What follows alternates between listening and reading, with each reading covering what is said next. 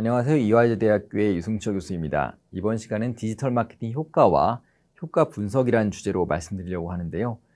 디지털 마케팅 여러 가지 효과가 있겠지만 크게는 학습 효과와 행동 효과로 나눠집니다. 이런 효과들이 어떤 차별점이 있는지 또 효과를 분석하는 방법이 무엇인지에 대해서 이야기를 나누도록 하겠습니다. 이번 시간에 여러분들이 배울 학습 목표를 한번 정리해 봤는데요. 디지털 마케팅의 주요 효과가 무엇인지 앞서 언급한 학습 효과와 행동 효과를 중심으로 말씀드리려고 하고요. 두 번째는 소비자를 찾아가는, 여러분이 목표하고 있는 소비자를 찾아가는 STP, 세그멘테이션, 타겟팅, 그리고 포지셔닝이라고 하는데요. 이 STP에 대해서 말씀드리려고 합니다. 마지막으로는요, 마케팅 효과를 분석하기 위한 다양한 연구 방법들이 있습니다. 이런 방법들을 재미있는 사례와 함께 제시하려고 합니다.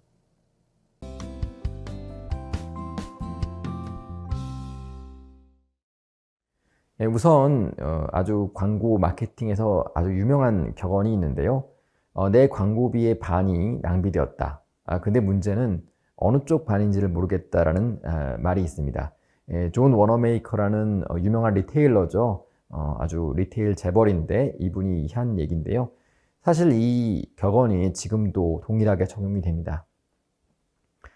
마케터 입장에서 상당히 많은 광고비 또는 PR비를 들여서 이제 그 마케팅을 집행을 했는데 문제는 효과는 나는데 과연 어디서 효과가 나는지를 모르겠고요. 효과가 내가 투자한 돈만큼 그만큼 이루어졌는지를 사실 모른다는 것이죠. 그런 의미에서 이 격언이 현대에도 충분히 적용되고 있는 격언이라고 볼 수가 있겠는데요. 현대 마케팅에서 어떻게 광고 효과를 높일 수 있을지, 또 광고 효과를 높이는 방법이 무엇일지 이런 것들에 대해서 고민할 필요가 있다는 좋은 시사점을 주고 있는 격언입니다. 그럼 디지털 마케팅 효과를 좀 살펴보려고 하는데요. 효과를 크게 나누면은 그 학습 효과와 행동 효과로 나눌 수가 있겠습니다.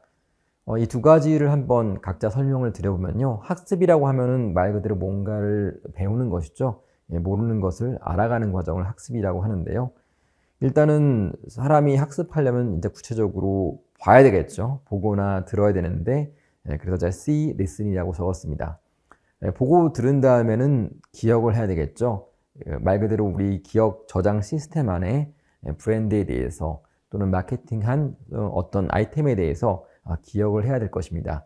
그래서 메모리라고 썼습니다. 기억을 하는 거에서 그치면 안 되겠죠. 그 제품과 브랜드를 좋아하고 선호해야 되겠죠. 그래서 like라고 제가 이름을 붙여놨습니다. 이것들을 러닝 골이라고 볼 수가 있겠고요. 학습 목표라고 볼 수가 있겠습니다. 그 다음에는 퍼포먼스 골입니다. 퍼포먼스 골이라고 한 것은 일종의 성과 목표라고 볼 수가 있겠는데요. 일단은 어떤 행동을 하게 되고요. 그 다음에는 구매를 해야 되고 또는 추천을 해야 되고 이런 것들이 다 모두 성과 목표라고 볼 수가 있겠습니다. 앞서서 이야기한 학습 목표 그리고 성과 목표 이 두 가지가 사실 모두 중요한데요. 또 우리 브랜드가 어떤 상황에 있느냐에 따라서 각자 어떤 목표가 적용될 수 있을지도 달라지게 되는 것이죠. 다음으로 시장 세분화에 대해서 말씀드려 보겠습니다.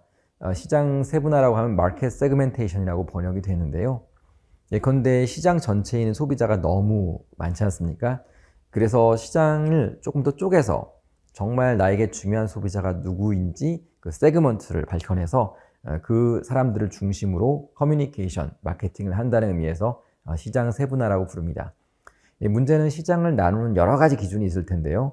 예컨대 인구학 통계학적으로 뭐 여성이든 남성이든 노인이든 중년이든 청년이든 이렇게 나눠가는 방법이 있을 거고요. 그 다음에 심리학적으로 구분할 수도 있겠습니다. 이거를 사이코그래픽 세그멘테이션이라고 부르는데요.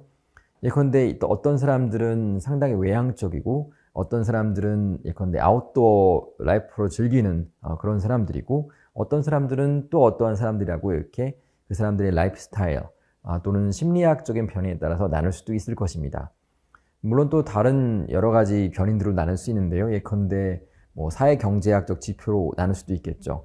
그 사람이 어디에서 무슨 일을 하는지, 그 사람의 소득 수준은 얼마인지, 그 사람의 가족은 어떻게 구성되어 있는지, 아니면 그 사람들이 살고 있는 위치는 어디인지 지역적 세분화도 가능한 것입니다. 이와 같이 시장 세분화를 하는 방법론들은 상당히 다양하고요. 또 이미 방법론들이 또 고도화되고 있는 것이 사실입니다. 근데 문제는 너무 시장 세분화를 이제 작게 했을 때, 그때는 또 문제가 생기죠. 왜냐하면 도달할 수 있는 타겟 세그먼트가 너무 작아지고 그에 소요되는 비용도 너무 커지기 때문입니다. 결과적으로 요약하면은 우리가 가야 될 시장의 세그먼트, 시장의 덩어리를 적절하게 선택을 하고요. 그 적절한 선택의 덩어리에게 적절한 마케팅을 하는 게 필요하다고 볼 수가 있겠습니다. 그 다음 행동에 따라서도 시장을 세분화할 수가 있겠습니다. 예컨대 특정 제품을 쓴다고 하더라도요.